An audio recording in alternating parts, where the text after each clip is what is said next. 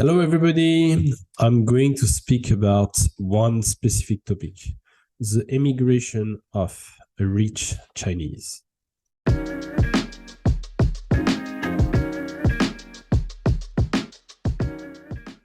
What you need to understand, it's there is a lot of rich Chinese people in China, a lot, billionaires, millionaires. It's really, really a lot. When you live in this country, you know how rich they are. And I think there is a big wave of emigration of these super rich Chinese people everywhere in the world. This year, 10,000 super rich Chinese already emigrate in other countries, and I think it's just the beginning. So you might think that it's because of the zero COVID policy done by China. It might influence, yes, a little bit, but not only this. They will emigrate because of the policy of the Chinese government of the Chinese government of common prosperity. Common prosperity, it's basically the socialism. So they want to tax the rich. They will tax the rich, and all of them already start to leave. Many big companies get a lot of fines, a lot of problems that they didn't have in the past. And Chinese President Xi Jinping, during his speech, explained clearly that the golden time of rich people is over. So, yes, they will leave and they will take all their wealth with them, and they will try to develop other business, their kids register their kids in some university, invest in real estate, in some business. So I think it will be a very big change. What you also need to understand is that, like in the past, Chinese people, Chinese entrepreneurs, Chinese super rich, they are very optimistic about China, about a lot of opportunity. But now they are not optimistic at all in China, in the development, in everything.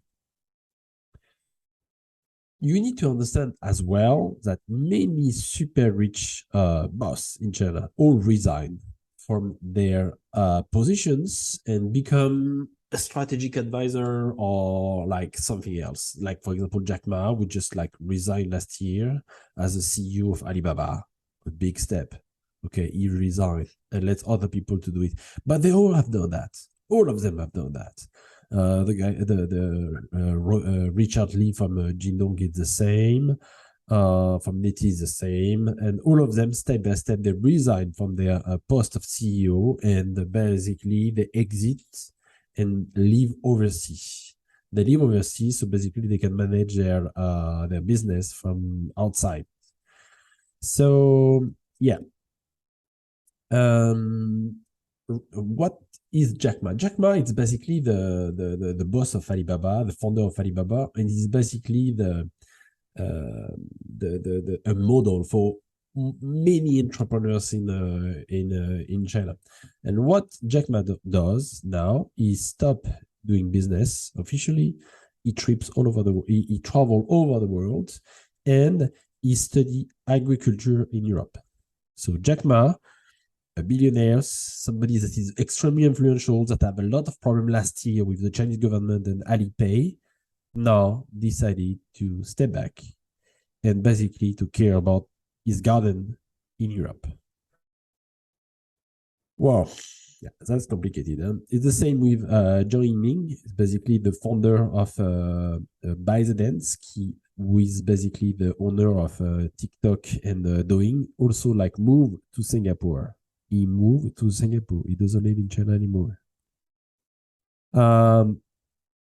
Another example that I have is like Wang Jianling and his son was one of the richest men in China on a real estate empire, which is basically Wanda, and they are living now in Europe, diversify their assets, like purchasing some kind of like football club, Atletico, or some others. So yes, the zero COVID policy, it's annoying for these people, but not really, because they have some way to get out of it. So, but it is really the common prosperity. And also it's also they feel kind of like attack on their business. They have also limitation of movement from their bank or anything like this. They can't really invest in China in real estate in what they want, and also they feel insecure. They feel that in any days the government can come and arrest them for whatever reason. So what do rich people do when they are not happy? They leave their country, and they leave their country, and basically like, and they will just set up in a specific country, develop another business, invest in other things, buy real estate, buy stuff, invest for the education for their kids, for their family.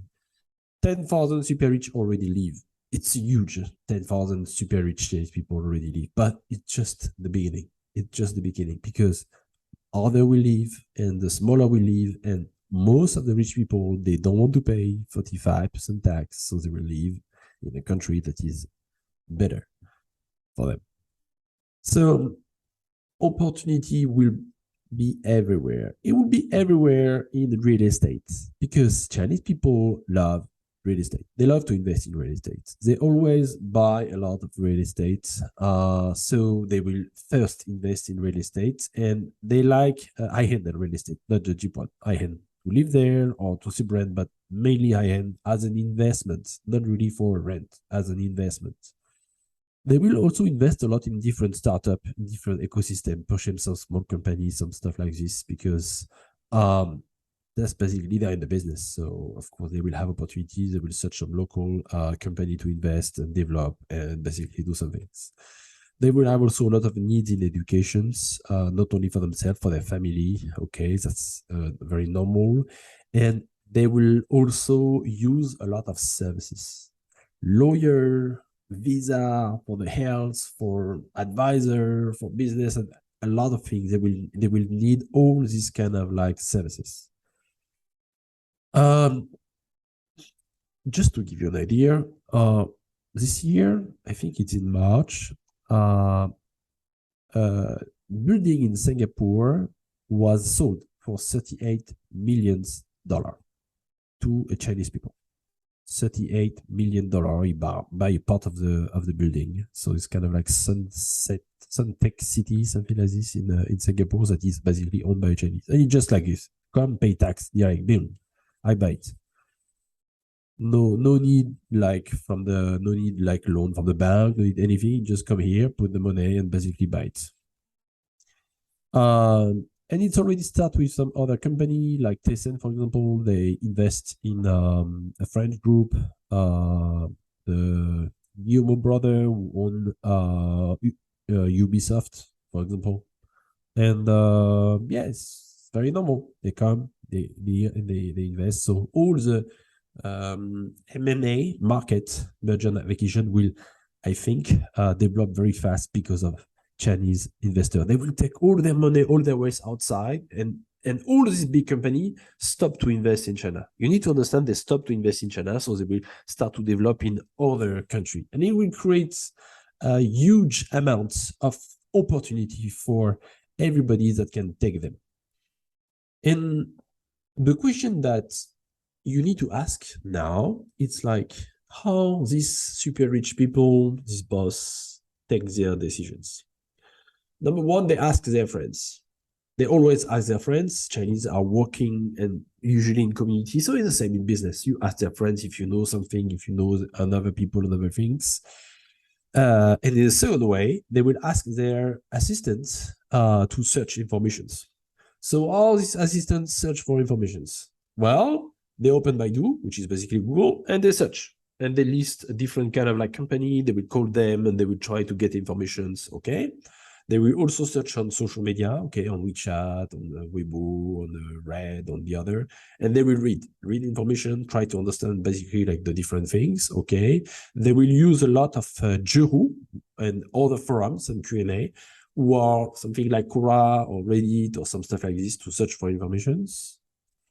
And after they will ask for quotations, meet people, something like this, make the research, and after send all their conclusion to their boss that will take it, read it, and after like decide where they will move on. So how can I market service company, real estate, education, or any health services to these super rich Chinese people that will immigrate to different country? Number one, you need to brand yourself high end, high value, not something cheap. Because these rich Chinese people in China never choose the cheap one. They have very, very, very bad experience with the cheap thing. So they will always choose something good. Plus, they are super rich. So they expect the best. After number two, you need to work your visibility for Chinese people, for Chinese internet. It's extremely important. They will not search in English. The assistant doesn't speak English, and they will prefer to have some a service provider or somebody that speak their language or understand a little bit how it is. So work your visibility in Chinese. Number three, you have to learn how to talk, negotiate, understand their culture, their code, and after to close the deals in Chinese. Yes, most of these boss will come to the country, doesn't speak English, and they will prefer to deal with Chinese speaker. Even if your services is like overseas, but if you have just one window, somebody that understand them, talk to them in Chinese, they will feel much more comfortable.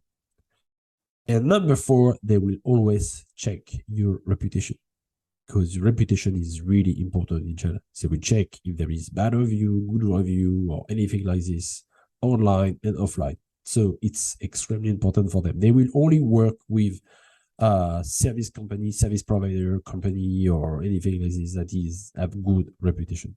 They can trust. They don't want to be cheated. Okay, it's so many cheaters and scammers in China. So of course they will check all of that. So when we work with a brand, what we always do and ask them to do, it's like to brand themselves as premium positioning, premium picture, premium visual, premium website, premium social media, something high end. Yes, to not be cheap, to not brand yourself as cheap. After, the quality of the service, the quality of basically everything. Brand yourself as the best offer or something like this, and they are okay to pay high price with discount. So usually you need to be able to give discount, because even if the rich people are able to pay you a lot, yeah, well, they like to have a good deal. So give them a little bit discount, and they will be happy. Everybody will be happy.